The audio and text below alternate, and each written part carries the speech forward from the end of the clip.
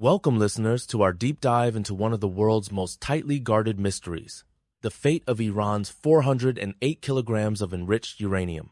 Dr. Abbas, why has this stockpile become so critical in global geopolitics? Thank you for having me.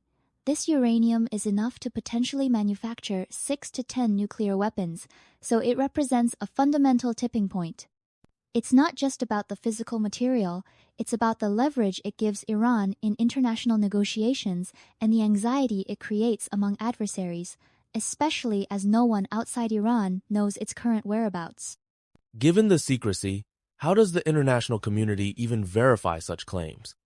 There have been satellite images and conflicting reports, but nothing concrete. That's exactly the dilemma. Verification usually relies on the International Atomic Energy Agency's inspections. However, after the recent attacks, the IAEA last confirmed the uranium in Isfahan's tunnels just before the Israeli strikes. Since then, Iran could have relocated it easily, 10 cars or trucks could transport it. The absence of new evidence leaves intelligence agencies and media speculating, amplifying uncertainty. So, in effect, the unknown location of this uranium amplifies both the strategic threat and the fog of war. As we transition, I'd like to explore how military actions, like Operation Midnight Hammer, have attempted to address this threat. In late June, the U.S. launched Operation Midnight Hammer, targeting Iran's nuclear sites with precision strikes. Yet, there's debate about the actual results. Dr. Abbas, can you walk us through what the Pentagon claimed versus what independent reports found?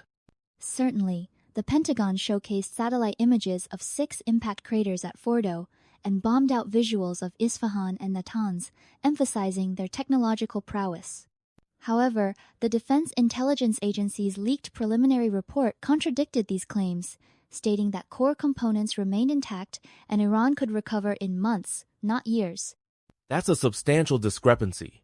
Why such a gap between official statements and intelligence assessments?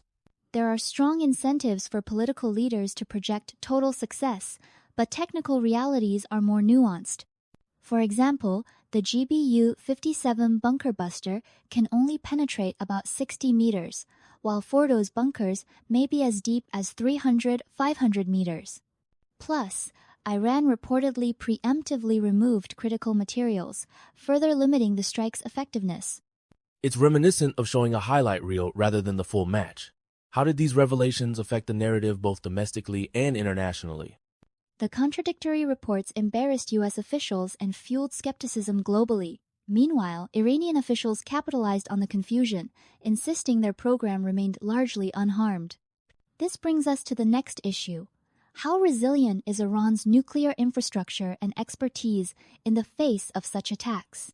Despite heavy bombardment, Iran's nuclear program seems to bounce back repeatedly. Dr. Abbas, what factors enable such resilience?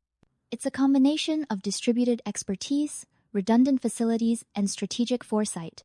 While Iran lost 14 top scientists in the recent conflict, its program involves thousands, including hundreds of high-level experts. The assassination of figures like Mohsen Fakhrizadeh slowed progress temporarily, but didn't halt the overall project. New leaders step in, and knowledge is widely shared. What about infrastructural losses, like the destruction of the Isfahan uranium hexafluoride facility? Does this set Iran back significantly? Absolutely. The destruction of surface-level facilities like Isfahan's conversion plant is a major setback. It could take years and vast sums to rebuild under global scrutiny. However, Iran appears to have stockpiled gaseous uranium hexafluoride and enriched uranium enough to maintain weapons capability for now. Their prior dispersal of assets illustrates an almost chess-like anticipation of strikes.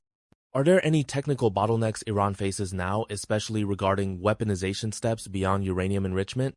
Weaponization involves complex steps detonator systems, neutron generators, and reliable missile delivery. Some sites, like Sanjarian, linked to detonator development, were targeted, but others may remain hidden or underground. The odds are split. Iran's redundancy and secrecy may mean vital components survived, enabling continued progress. With this resilience, the focus shifts to external pressures and strategies. Let's discuss how Israel and the US are recalibrating their approaches in light of Iran's enduring capabilities. Given Iran's ability to recover, Israel and the US have floated the idea of applying the Lebanon model continuous, targeted strikes to degrade capabilities. Dr. Abbas, how feasible is this strategy against Iran? The Lebanon model involves ongoing, low-intensity warfare to keep adversaries perpetually off balance. It worked to contain Hezbollah, but Iran is a much larger, more sophisticated state. It has extensive air defenses, missile stockpiles, and powerful allies like Russia and China. Sustaining such a campaign would require enormous resources, as evidenced by Israel's recent $918 billion war cost, 2-3% of its GDP. And the economic toll on Iran is even more severe, 24 to 35 billion, nearly 6-9% of its GDP. With both sides suffering heavy losses, does this risk escalating into a wider regional conflict? Absolutely. Iran's willingness to retaliate against American bases and regional allies, as seen in symbolic attacks on Al Udeid in Qatar, raises the stakes. Any miscalculation could spiral into all-out war, involving missile exchanges and potentially dragging in Russia, China, or Gulf states. There's also a propaganda war claims of obliteration versus evidence of resilience. How does this information battle shape public perception and policy decisions? It creates a cycle of distrust. Leaders amplify successes, downplay failures, and accuse media of fake news. This erodes confidence in official narratives and makes diplomatic de-escalation harder. As we conclude, let's reflect on the broader historical context and what it means for future peace efforts. To wrap up, I want to touch on the deep historical animosities that underlie today's crises. Dr. Abbas, how do past events, like the 1953 Iranian coup and Ben-Gurion's policies, continue to influence current tensions? History casts a long shadow. The U.S.-backed overthrow of Mossadegh in 1953 seeded enduring mistrust in Iran, fueling anti-American sentiment that persists today. Similarly, Israel's foundational strategies around Palestinian displacement set the stage for ongoing conflict, as Ben-Gurion's letters reveal a vision of permanent demographic change. Given these entrenched narratives, do you see any viable diplomatic pathways forward, or are we locked into cycles of escalation, as recent events suggest? While the situation is dire, multipolarity offers new opportunities. Iran's ties to Russia and China provide leverage against Western pressure, enabling covert nuclear development and resilience. Dialogue remains vital, but without addressing root causes, sovereignty, security, and historical grievances, lasting peace will remain elusive. Thank you, Dr. Abbas, for such a comprehensive and nuanced discussion.